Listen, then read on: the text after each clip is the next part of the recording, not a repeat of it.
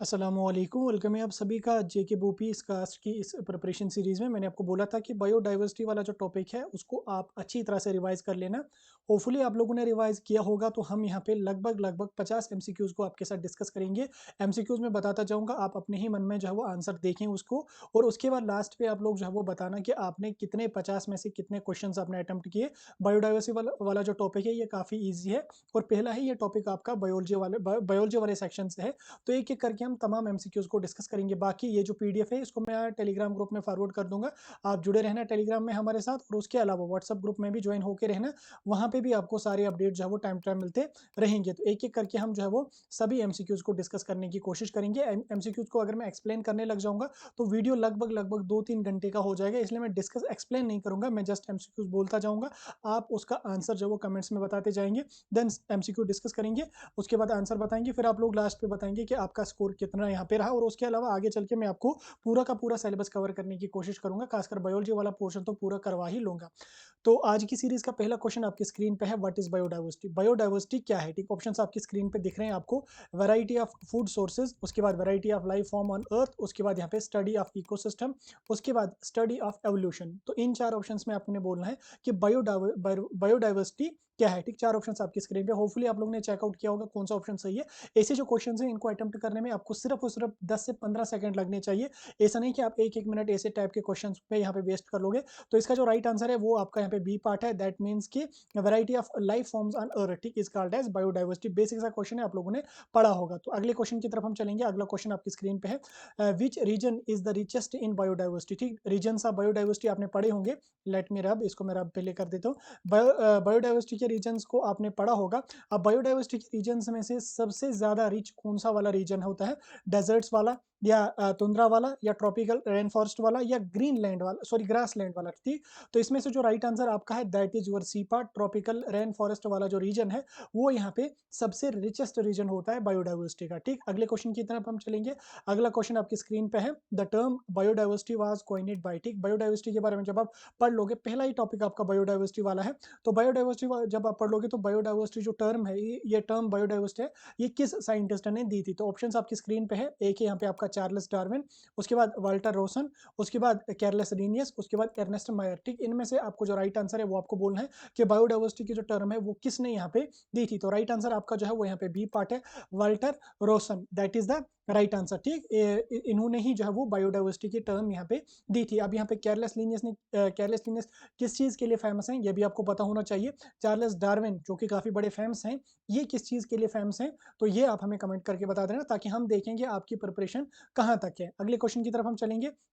अगला क्वेश्चन यहाँ पे है, which is not a level of biodiversity. Which is not, यहाँ पे क्वेश्चन जो है वो आप अच्छी तरह से पढ़ना है। यहाँ पे बोला है which is not a level of biodiversity. ठीक, बायोडाइवर्सिटी के लेवल्स के बारे में आपने पढ़ा होगा, बेसिक सा है वो आपने पढ़ा होगा। अब यहाँ पे 4 ऑप्शन है, 4 में से आपको बोलना है कि 4 लेवल्स यहाँ पे दिए हुए हैं, इनमें से कौन सा ऑप्शन बायोडाइवर्सिटी की लेवल्स में नहीं आता है। पहला यहाँ पे आपका है जेनेटिक डाइवर्सिटी, आता है बिल्कुल। स्पेशीज डाइवर्सिटी आता है, उसके बाद यहाँ पे इकोलॉजिकल डाइवर्सिटी, देन उसके बाद यहाँ पे फूड डाइवर्सिटी। ठीक, इसका जो राइट आंसर है that is D part. Food diversity जो है वो बायोडाइवर्सिटी की लेवल्स में नहीं आता है। ठीक, मैंने आपको स्टार्टिंग में भी बोला, ये जो क्वेश्चंस हैं इनको अटेम्प्ट करने में आपको 5 से 10 सेकंड का टाइम यहाँ पे लगना चाहिए। आप जो ही क्वेश्चन को देखो, आपके दिमाग में जो है वो आंसर स्ट्राइक होना चाहिए, और कमेंट्स आप रेगुलर करते रहिए कि किस ऑप्शन का, किस क्वेश्चन का आपका कौन सा आंसर यहाँ पे सही आ रहा है, ताकि लास्ट पे जब आप चेक कर लोगे तो आपको पता चलेगा कि आपकी प्रिपरेशन कहाँ तक है। ठीक, अगले क्वेश्चन की तरफ हम चलेंगे। अगला क्वेश्चन हमारा है, hotspots of biodiversity are regions that are. ठीक, हॉटस्पॉट्स ऑफ बायोडाइवर्सिटी के बारे में आपने पढ़ा होगा। ये वो रीजन्स होते हैं जिनको, मतलब कौन से रीजन्स होते हैं जिनको बायोडाइवर्सिटी के किस वाले रीजन को हॉटस्पॉट ऑफ बायोडाइवर्सिटी कहा जाता है। ऑप्शंस आपके पास हैं। एक यहाँ पे आपका है poor in species variety, rich in endemic species, ठीक, हाई इन पोल्यूशन, ठीक, कोल्ड एंड ड्राई एरियाज। ठीक, इनमें से 4 में से आपको बोलना है कि हॉटस्पॉट ऑफ बायोडाइवर्सिटी इनमें से किस वाले रीजन को यहाँ पे कहा जाता है। तो दैट इज यहाँ पे बी पार्ट। बी पार्ट जो, और आपका राइट आंसर है रिच इन एंडेमिक स्पीशीज, जो रीजन होता है उसी को यहाँ पे हॉटस्पॉट ऑफ बायोडाइवर्सिटी कहा जाता है। ठीक, अगले क्वेश्चन की तरफ हम चलेंगे। 5 क्वेश्चंस में से कितने आपके ठीक हुए कमेंट में जरूर हमें बता देना। अगले क्वेश्चन की तरफ हम चलेंगे। India is the mega diverse country because it has. ठीक, इंडिया को कहा जाता है कि ये मेगा डाइवर्स कंट्री है। इसको क्या है, किस वजह से इसको कहा जाता है कि ये मेगा डाइवर्स कंट्री है? ऑप्शंस आपके पास 4 हैं, 4 में से आपको बोलना है। एक आपका यहाँ पे ओनली ट्रॉपिकल प्लांट्स यहाँ पे हैं, उसके बाद हाई कल्चरल डाइवर्सिटी यहाँ पे है, न्यूमरस एंडेमिक स्पीशीज यहाँ पे है, उसके बाद यहाँ पे डेजर्ट डोमिनेंस है। ठीक, इन 4 में से आपको बोलना है किस रीजन की वजह से इंडिया को मेगा डाइवर्स कंट्री यहाँ पे कहा गया है। ठीक, ऑप्शन आपका जो राइट आंसर है दैट इज यहाँ पे सी पार्ट आप लोगों का जो है वो यहाँ पे राइट आंसर है। न्यूमरस एंडेमिक स्पीशीज की वजह से जो है वो इंडिया को कहा गया है कि ये मेगा डाइवर्स कंट्री है, क्योंकि इसमें न्यूमरस एंडेमिक स्पीशीज यहाँ पे है। अगले क्वेश्चन की तरफ हम चलेंगे। अगला क्वेश्चन आपकी स्क्रीन पे आपको दिख रहा होगा, क्वेश्चन नंबर 7 है which biome has the least biodiversity. ठीक, 4 में से किस वाले में लीस्ट बायोडाइवर्सिटी होता है। एक यहाँ पे आपका है तुंद्रा है, रेन फॉरेस्ट है, वेटलैंड्स है, उसके बाद यहाँ पे कोरल रीफ्स हैं। इसमें से जो राइट आंसर है that is your A part. A part आपका राइट आंसर है। तुंद्रास जो है इनमें यहाँ पे लीस्ट बायोडाइवर्सिटी पाई जाती है। अगले क्वेश्चन की तरफ हम चलेंगे। अगला क्वेश्चन हमारी स्क्रीन पे आपको दिख रहा होगा, which species is the most abundant in biodiversity. ठीक, 4 स्पीशीज यहाँ पे है, 4 में से आपको बोलना है कि मोस्ट अबेंडेंट कौन है। एक यहाँ पे आपका मैमल्स है। अगले ऑप्शंस की तरफ हम चलेंगे। मैं इसको यहाँ से इस तरह से करूंगा ताकि आपको आंसर यहाँ पे दिखे ना, आंसर मैंने हाइड करके रखा है। दूसरा आपका यहाँ पे बर्ड्स है, तीसरा इंसेक्ट्स है और यहाँ पे एम्फीबियानस है। ठीक, इनमें से आपको बोलना है कि राइट आंसर कौन है। तो राइट आंसर जो आपका है that is your C part. C part is the insects. ठीक, इंसेक्ट्स यहाँ पे आपका इसका राइट आंसर आ जाएगा। अगले क्वेश्चन की तरफ हम चलेंगे, बिल्कुल अगले क्वेश्चन की तरफ हम चलेंगे। अगला क्वेश्चन, क्वेश्चन नंबर 9 हमारा है, biodiversity directly contributors to. Biodiversity directly contribute किस में करती है, इकोनॉमिक स्टेबिलिटी में करती है, एयर पोल्यूशन में करती है, या वाटर स्कैरिटी में करती है, या इंक्रीज टेम्परेचर में यहाँ पे कंट्रीब्यूट डायरेक्टली करती है। तो इसका जो राइट आंसर आप लोगों का है that is your A part, economic stability. ठीक, इकोनॉमिक स्टेबिलिटी में जो है वो बायोडाइवर्सिटी जो है वो डायरेक्टली कंट्रीब्यूट करती है। ठीक, आगे यहाँ तक आपको समझ। 9 क्वेश्चन हमने डिस्कस किए। 10th क्वेश्चन की तरफ हम चलेंगे। 10वां क्वेश्चन आपकी स्क्रीन पे आपको दिख रहा होगा, विच of the following is an example of species diversity. ठीक, 4 यहाँ पे है, 4 में से आपको बोलना है 4 में से कौन सी एग्जाम्पल है स्पीशीज डाइवर्सिटी की। तो डाइवर्सिटी बायोडाइवर्सिटी को जब आप पढ़ लोगे तो डिटेल में जब आप पढ़ लोगे तो आप आसानी से इन जो बेसिक टाइप के क्वेश्चन है इनको टैकल कर पाओगे। तो यहाँ पे आपके 4 ऑप्शन है, 4 में से जो आपका राइट आंसर है एक एक करके हम डिस्कस करेंगे। पहला ऑप्शन आपका यहाँ पे बोल रहा है डिफरेंट ब्रीड्स ऑफ डॉग्स। दूसरा यहाँ पे आपका है variety of ecosystem in forests. तीसरा यहाँ पे आपका है presence of plants animals and फंजे। चौथा यहाँ पे आपका है जीन वेरिएशन इन वीट। तो इन 4 में से जो राइट आंसर आप लोगों का है वो यहाँ पे आपका है C part, presence of plants animals and fungi. ठीक, that is the right answer for question number 10। अब 10 क्वेश्चंस में से आपने कितने क्वेश्चन अटेम्प्ट करे हमें आप कमेंट सेक्शन में बता दें। नेक्स्ट पार्ट की तरफ हम चलेंगे। नेक्स्ट जो हमारा रहेगा वो यहाँ पे रहेगा वैरायटी ऑफ लिविंग ऑर्गेनिजम्स। इसमें से भी हम 10-15 क्वेश्चंस को डिस्कस करेंगे। एक एक करके हम तमाम क्वेश्चंस को डिस्कस करने की कोशिश करेंगे। सेम यहाँ पे मैं क्वेश्चन बोलता जाऊंगा, आप आंसर जो है वो दिमाग में बिठाते जाएंगे, कमेंट्स में बताते जाएंगे। लास्ट पे जो है आप लोग देखेंगे कितना स्कोर आपका बनता है। क्वेश्चन नंबर 11 है organisms are classified into major groups based on. ठीक, ऑर्गेनिजम्स को चाहे वो मेजर ग्रुप्स में यहाँ पे क्लासीफाई किया गया है किस बेस पे। ठीक, हैबिटेट के बेस पे, एवोल्यूशनरी रिलेशनशिप्स के बेस पे, साइज एंड कलर के बेस पे, अवेलेबिलिटी ऑफ फूड के बेस पे। ठीक, इसमें से जो आपका राइट आंसर है that is your B part, evolutionary relationships के बेस पे जो है वो ऑर्गेनिजम्स को क्लासीफाई किया गया है डिफरेंट ग्रुप्स में। ठीक, अगले क्वेश्चन की तरफ हम चलेंगे। अगला क्वेश्चन यहाँ पे है, देखो क्वेश्चन को आप अच्छी तरह से पढ़ना। ठीक, ये जो नॉट वाला है यहीं पे बच्चे फंस जाते हैं, वो नॉट को अच्छी तरह से पढ़ते नहीं, ऑप्शन कुछ और होता है वो किसी और को टिक यहाँ पे मार के आ जाते हैं। क्वेश्चन नंबर 12 आपकी स्क्रीन पे है, विच of the following is not a characteristic of living organism. ठीक, लिविंग ऑर्गेनिज्म्स की कैरेक्टरिस्टिक्स होते हैं, आप लोगों ने पढ़े होंगे, आप लोगों ने 5th क्लास से ये कैरेक्टरिस्टिक्स के बारे में पढ़ा होगा। अब यहाँ पे 4 कैरेक्टरिस्टिक्स हैं, इसमें से आपको बोलना है कि लिविंग ऑर्गेनिज्म्स का कौन सा कैरेक्टरिस्टिक फीचर इनमें से नहीं है। ठीक, बेसिक लेवल के क्वेश्चन है, एडवांस लेवल के भी हम डिस्कस करेंगे, टेंशन लेने की कोई जरूरत नहीं है। पहला यहाँ पे आपका ग्रोथ है, दूसरा रिप्रोडक्शन है, तीसरा यहाँ पे मोमेंट है, चौथा यहाँ पे रस्ट फॉर्मेशन है। ठीक, ये तो LKG वाले बच्चे को भी आ जाएगा, that is D part. Rust formation, growth भी होती है, रिप्रोडक्शन भी होती है, मोमेंट भी होती है। रस्ट फॉर्मेशन यहाँ पे लिविंग ऑर्गेनिजम्स में नहीं होती है, that is D part is the right answer. यहाँ पे नॉट लिखा है तो इसको भी आप लोग अच्छी तरह से पढ़ लेंगे। ठीक, आगे चलेंगे हम। अगला क्वेश्चन यहाँ पे है, the smallest unit of classification is. Classification के यूनिट्स हैं, आप लोगों ने पढ़े होंगे, उनमें से स्मॉलेस्ट यूनिट क्लासिफिकेशन का कौन है।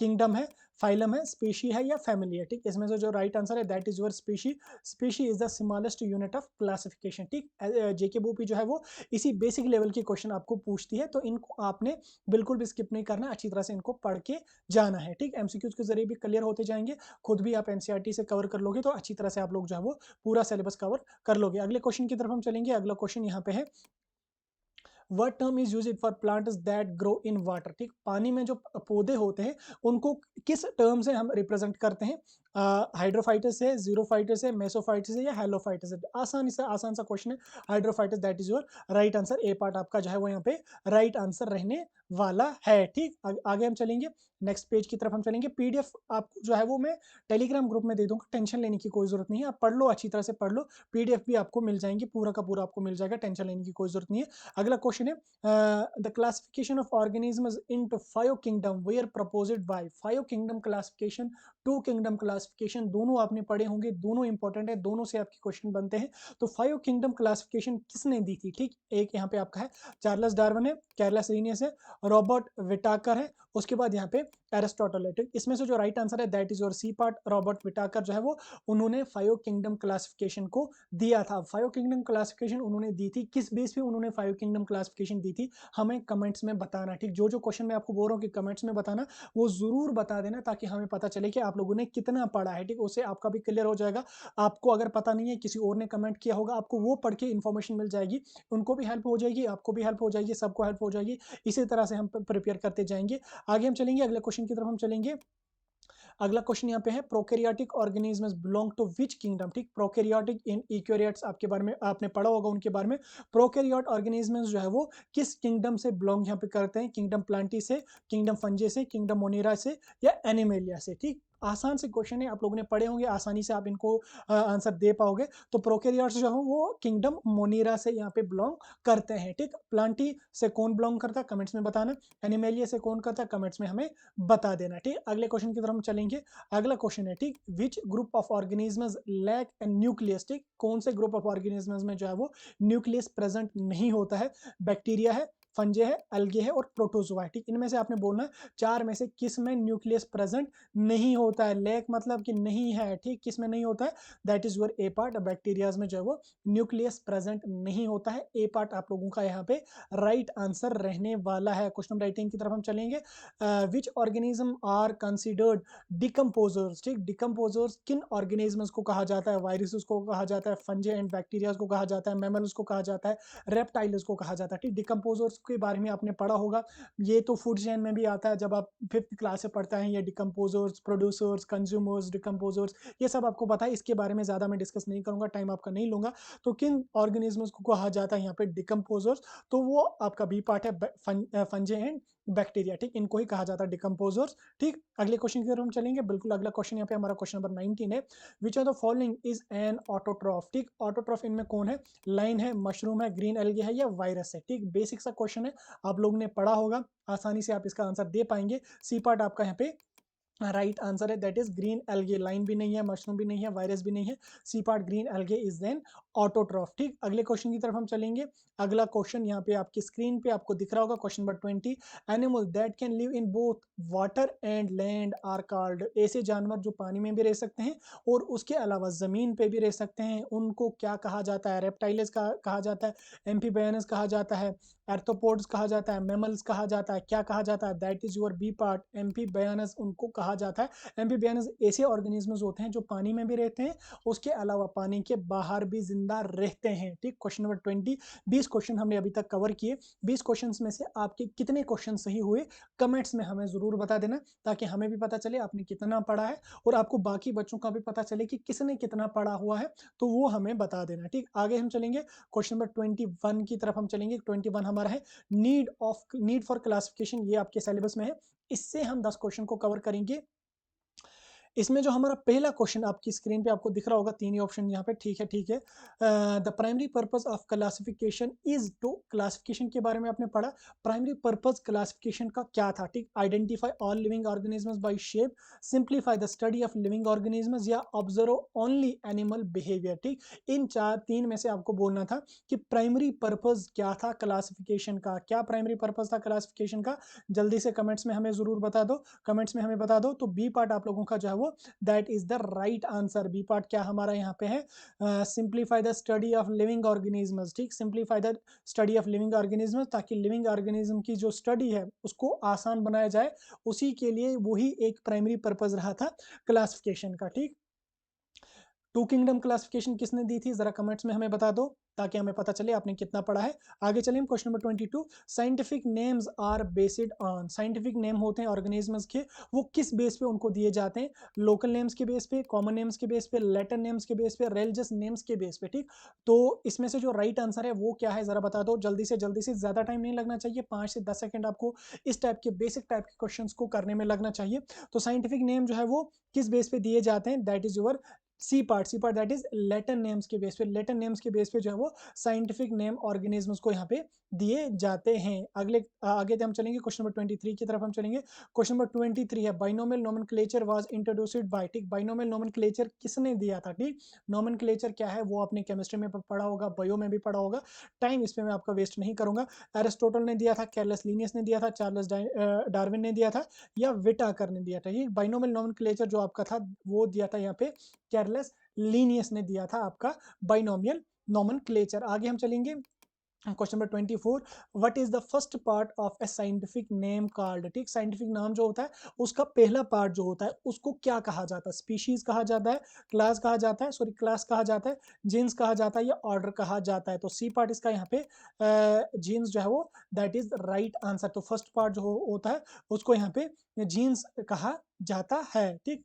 आगे आगे हम चलेंगे क्वेश्चन नंबर 25 की तरफ हम चलेंगे। क्वेश्चन नंबर 25 यहाँ पे है the study of classification is known as, classification की स्टडी करना उसको क्या कहा जाता है, इकोलॉजी कहा जाता है, टेक्सोनॉमी कहा जाता है, जेनेटिक्स कहा जाता है, या एवोल्यूशन कहा जाता है। तो राइट आंसर इसका जो है वो आपका बी पार्ट है, टेक्सोनॉमी है। आपका सिलेबस में भी है taxonomy and nomenclature.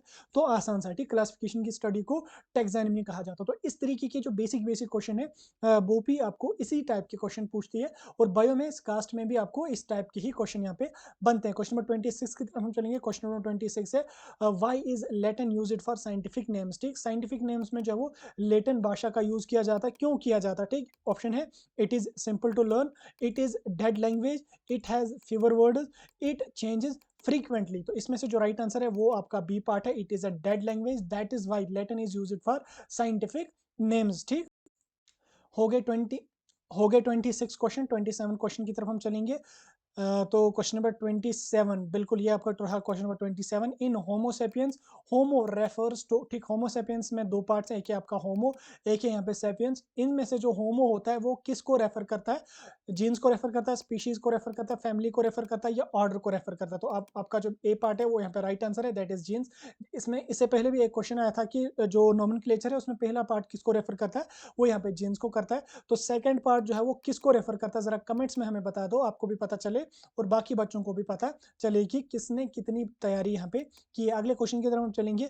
The natural classification of organisms is based on, ठीक। नेचुरल क्लासिफिकेशन जो ऑर्गेनिजम्स की है वो किस बेस पे उनको की गई है, रैंडम ग्रुपिंग है, या एवोल्यूशनरी रिलेशनशिप्स के बेस पे किया जाता है, एक्सटर्नल सिमिलरिटीज के बेस पे किया जाता है, या हैबिचुअल बिहेवियर के बेस पे उनको जो है वो नेचुरल क्लासिफिकेशन की गई है। तो इसका जो राइट आंसर है that is B part, evolutionary base पे जो है या एवोल्यूशनरी रिलेशनशिप्स के बेस पे जो है वो नेचुरल क्लासिफिकेशन ऑर्गेनिजम्स की जो है वो की गई है। अगले क्वेश्चन की तरफ हम चलेंगे। क्वेश्चन नंबर 29 आपकी स्क्रीन पे आपको दिख रहा होगा। क्वेश्चन नंबर 29 है which scientist classified animals based on habitat, ठीक। एनिमल्स को क्लासिफाई हैबिटेट के बेस पे किसने की थी, कैरलस लीनियस ने की थी, या एरिस्टोटल ने की थी, या अर्नेस्ट हैकल ने की थी, ठीक। हैकल्स क्लासिफिकेशन आपने पढ़ी होगी, एरिस्टोटल की भी पढ़ी होगी, केयरलेस लीनियस के बारे में भी आपने पढ़ा होगा। तो साइंटिफिक क्लासिफिकेशन किसने एनिमल्स की करी थी वो आपको यहाँ पे बोलना। क्वेश्चन नंबर 29 का राइट आंसर जो है वो आपका बी पार्ट यहाँ पे रहने वाला है, दैट इज एरिस्टोटल। एरिस्टोटल ने जो है वो हैबिटेट के बेस पे ऑर्गेनिजम्स की क्लासिफिकेशन यहाँ पे की थी। क्वेश्चन नंबर 30 पे हम चलेंगे। The kingdom which with the simplest organism is, kingdom with the simplest organism is Monera, Protista, फंजे, या प्लांटी, ठीक। इसमें से जो राइट आंसर है that is a part, Monera kingdom जो है वो, या किंगडम मोनेरा जो है वो इसमें सिंपलेस्ट ऑर्गेनिज्म यहाँ पे है, ठीक। आगे हम चलेंगे क्वेश्चन नंबर 31। अब 30 में से आपके कितने क्वेश्चन सही हुए कमेंट में हमें बता देना, ठीक। अब हम हिस्ट्री ऑफ क्लासिफिकेशन की तरफ हम चलेंगे।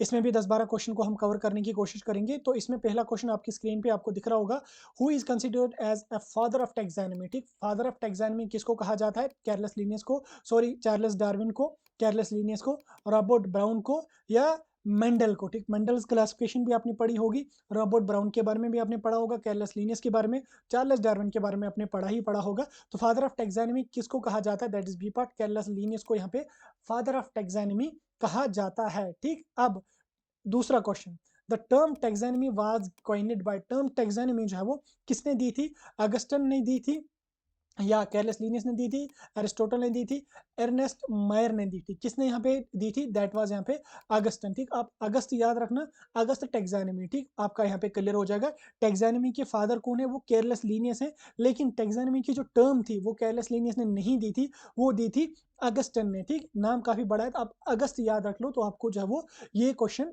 दिमाग में बिठ जाएगा, ठीक। आगे हम चलेंगे क्वेश्चन नंबर 33 की तरफ हम चलेंगे। क्वेश्चन नंबर 33 यहाँ पे, who first classified living organisms into plants and animals, ठीक। plants and animals में जो है वो living organisms को किसने क्लासीफाई किया? एरिस्टोटल ने किया, डार्विन ने किया, हैकल ने किया, या कैर्लस लीनियस ने की थी, ठीक। तो किसने यहाँ पे ऑर्गेनिजम्स को जो है वो दो ग्रुप्स में क्लासीफाई किया, एनिमल्स और प्लांट्स में? दैट इज यहाँ पे एरिस्टोटल, ठीक। एरिस्टोटल ने जो है वो प्लांट्स और एनिमल्स में जो है वो ऑर्गेनिजम्स को क्लासीफाई किया, ठीक। आगे हम चलेंगे क्वेश्चन नंबर 34 की तरफ। क्वेश्चन नंबर 34 है, which system divides organisms into 5 kingdom, ठीक। 5 किंगडम में कौन सा सिस्टम क्लासिफाई करता है? 2 किंगडम, 3 किंगडम, 5 किंगडम, 7 किंगडम? तो आसान सा क्वेश्चन है, 5 है तो आप यहाँ पे 5 किंगडम क्लासिफिकेशन को ही टिक मार के आ जाओगे, ठीक।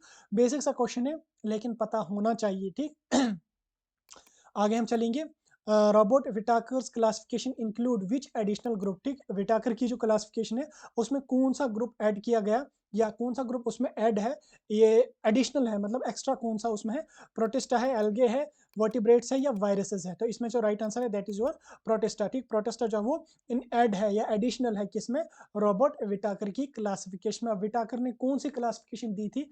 कमेंट्स में आप हमें बता देना, क्या आपको पता है तो बता दो हमें कमेंट्स में, ठीक। उसके बाद नेक्स्ट की तरफ हम चलेंगे, which two kingdoms existed in Linnaeus system, ठीक। लीनियस सिस्टम में जो वो कौन से दो किंगडम एग्जिस्ट करते हैं? मोनेरा और प्रोटिस्टा, प्लांटे और एनिमेलिया। तीसरा यहाँ पे हमारे पास ऑप्शन कौन कौन सा है? फंजी एंड प्लांटी, या आर्की एंड बैक्टीरिया, ठीक। इसमें से जो राइट आंसर है that is your B part. B part आप लोगों का जो है वो यहाँ पे राइट आंसर इसका रहने वाला है। बी पार्ट क्या है यहाँ पे? Plantae and animalia is the right answer for your question number 36। Question number 37 की तरफ हम चलेंगे। क्वेश्चन नंबर 37 की तरफ हम चलेंगे, बिल्कुल। क्वेश्चन नंबर 37 यहाँ पे आंसर तो आपको दिख गया, चलो ठीक है, तो भी हम डिस्कस करेंगे। Which of the following organism are unicellular eukaryotes, ठीक। यूनिसेल्युलर यूकेरियोट इनमें कौन सा है? बैक्टीरिया है, प्रोटोजोआ, फंजे, या एल्गे, ठीक। इनमें से आपको बोलना है कि यूनिसेल्युलर प्रोकैरियोट इनमें से कौन सा है? That is your B part. Protozoa जो है ये यूनिसेल्युलर भी है, और उसके अलावा यूकेरियोट्स में भी ये हैं, ठीक। मतलब यूकेरियोट्स ये हैं, ठीक। आगे चले हम क्वेश्चन नंबर 38 की तरफ। तो क्वेश्चन नंबर 38 है यहाँ पे, the three domain classification was proposed by, three domain classification किसने दी थी, ठीक। ऑप्शंस आपकी स्क्रीन पे है, तो इसमें से जो राइट आंसर है वो आपको बोलना है, कैर्लस लीनियस ने दी थी, डार्विन ने दी थी, वूज ने दी थी, या रॉबर्ट हुक ने दी थी? तो इसका जो राइट आंसर है वो यहाँ पे आपका कैरल वूज, इसने दी थी थ्री डोमेन क्लासिफिकेशन, ठीक। याद रखना आप, ठीक। आगे चलें हम क्वेश्चन नंबर 39 की तरफ। क्वेश्चन नंबर 39 है, taxonomy is most closely related to, taxonomy किसके रिलेटेड है? जेनेटिक्स के, क्लासिफिकेशन के, एवोल्यूशन के, या मेटाबॉलिज्म के? तो राइट आंसर इसका जो है वो यहाँ पे है classification. Taxonomy is the study of जो क्लासिफिकेशन। टर्म टैक्सोनॉमी किसने दी थी ये भी हमने डिस्कस किया। फादर ऑफ टैक्सोनॉमी कौन है ये भी हमने डिस्कस किया। तो अभी आप देख लो इन सब चीज़ों को रिवाइज करके कि आपको जो है वो दिमाग में ये क्वेश्चंस बिठ गए हैं या नहीं बिठे हैं, ठीक। नहीं बिठे तो रिवाइज कर लो, दोबारा से वीडियो को 2x पे जाके देख लो, ठीक। आगे चले हम क्वेश्चन नंबर 40 की तरफ। क्वेश्चन नंबर 40 यहाँ पे, the highest taxonomic rank is, highest taxonomic rank कौन सी है? स्पीशीज है, जीन्स है, किंगडम है, या फाइलम है? तो जो जो ये आपके जो टैक्सोनॉमिक रैंक है ना, इसको आप किसी ट्रिक के जरिए जो है वो देख लेना, याद कर लेना, तो आपको अच्छी तरह से बिठ जाएगा। अभी मैं यहाँ पे अगर आपको ट्रिक समझाऊंगा वीडियो लंबा हो जाएगा, बाकी आपने भी पढ़ा होगा, तो इसको ट्रिक्स के जरिए ही याद रखा जाता है। तो इसमें जो हाईएस्ट रैंक है दैट इज योर किंगडम, ठीक। किंगडम आपकी हाईएस्ट रैंक आती है। स्मॉलेस्ट रैंक आपकी क्या आती है? स्पीशीज, ठीक, यही आती है। चलो आगे चलें हम, क्वेश्चन नंबर 40 क्वेश्चन हमारे हो गए कंप्लीट। 40 में आपका कितना स्कोर बना जरा कमेंट्स में बताओ। अभी हम चलेंगे artificial, natural and phylogenetic classification पे। इनमें से भी हम 10 ही क्वेश्चन को डिस्कस करेंगे, क्योंकि 50 क्वेश्चन में जो रिकॉर्ड करना भी बहुत टाइम लगता है, पीडीएफ को बनाने में भी काफ़ी टाइम लगता है, तो भी हम 10 क्वेश्चन को डिस्कस करेंगे। Who proposed first artificial system of classification? Artificial system of classification को पहले किसने बनाया था? कैरलस लीनियस ने, एरिस्टोटल ने, उसके बाद थियोफ्रेट्स ने या विटाकर ने? तो बी पार्ट आपका यहाँ पे राइट आंसर है, एरिस्टोटल। ठीक, नेक्स्ट हम चलेंगे। ठीक, the artificial system of classification is primarily based on. Artificial system of classification है, ये किस बेस पे की गई थी या किसके बेस पे यह है? एवोल्यूशनरी रिलेशंस के बेस पे या मॉर्फोलॉजिकल कैरेक्टरिस्टिक्स के बेस पे, जेनेटिक सिमिलरिटीज के बेस पे या हैबिटेट के बेस पे? ठीक, इसका जो राइट आंसर है दैट इज यहाँ पे मॉर्फोलॉजिकल कैरेक्टरिस्टिक, इसके बेस पे जो आर्टिफिशियल सिस्टम ऑफ क्लासिफिकेशन को प्रपोज किया गया था। ठीक, आगे चले हम। आगे यहाँ पे क्वेश्चन नंबर 43 आपका है, which classification system considers both external and internal features of organism? ठीक, एक्सटर्नल और इंटरनल फीचर्स ऑफ ऑर्गेनिज्म जो है वो किस सिस्टम में कंसीडर यहाँ पे किए गए थे? ऑप्शंस हम देखने की कोशिश करेंगे कौन कौन से ऑप्शन इन्होंने हमें दिए हैं। एक यहाँ पे है आर्टिफिशियल सिस्टम, दूसरा यहाँ पे नेचुरल सिस्टम, तीसरा यहाँ पे आपको फाइलोजेनेटिक सिस्टम, चौथा यहाँ पे है मॉडर्न सिस्टम। तो इसका आप आंखें बंद करके नेचुरल सिस्टम, ठीक, इंटरनल एक्सटर्नल जो है वो नेचुरल सिस्टम के बेस पे ही यहाँ पे, मतलब इंटरनल एक्सटर्नल कैरेक्टरिस्टिक्स को जो है वो नेचुरल क्लासिफिकेशन में ही कंसिडर किया गया था। ठीक, आगे चलेंगे हम। अगला क्वेश्चन हमारी स्क्रीन पे दिख रहा होगा, आपकी स्क्रीन पे भी दिख रहा होगा, मेरी स्क्रीन पे ही नहीं दिखेगा। अगला क्वेश्चन है यहाँ पे, the natural classification system was introduced by. Natural classification system किसने इंट्रोड्यूस की थी? कैलस लीनियस ने, बेंथम एंड होकर ने, एरिस्टोटल ने या वूस ने? ठीक, किसने की थी? यहाँ पे बेंथम एंड होकर ने जो वो नेचुरल सिस्टम ऑफ क्लासिफिकेशन को प्रपोज, मतलब प्रपोज नहीं किया था, प्रपोज किया था, दी थी उन्होंने। ठीक, नेचुरल सिस्टम ऑफ क्लासिफिकेशन। ठीक, आगे हम चलेंगे। Phylogenetic classification is based on. Phylogenetic classification किसके बेस पे की थी या वो किसके बेस पे है? एवोल्यूशनरी हिस्ट्री के बेस पे, मॉर्फोलॉजिकल सिमिलरिटीज के बेस पे, कलर एंड साइज के बेस पे, जियोग्राफिकल लोकेशंस के बेस पे? तो आपका जो ए पार्ट है that is your right answer, evolutionary history के बेस।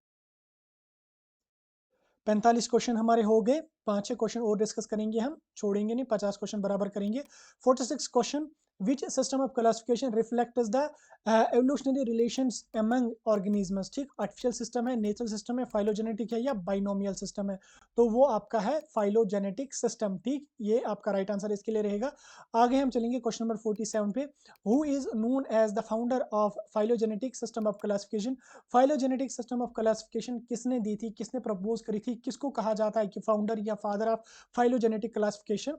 ऑप्शन है, एक ही कैलस लीनियस है, एर्नेस्ट हैकेल है, रॉबर्ट विटाकर है, थियोफ्रेट्स है। ठीक, इसमें थियोफ्रेस्टस है। ठीक, इसमें जो आपका राइट आंसर है दैट इज यहाँ पे हैकेल, हैकेल्स क्लासिफिकेशन, ये आपने पढ़ा होगा।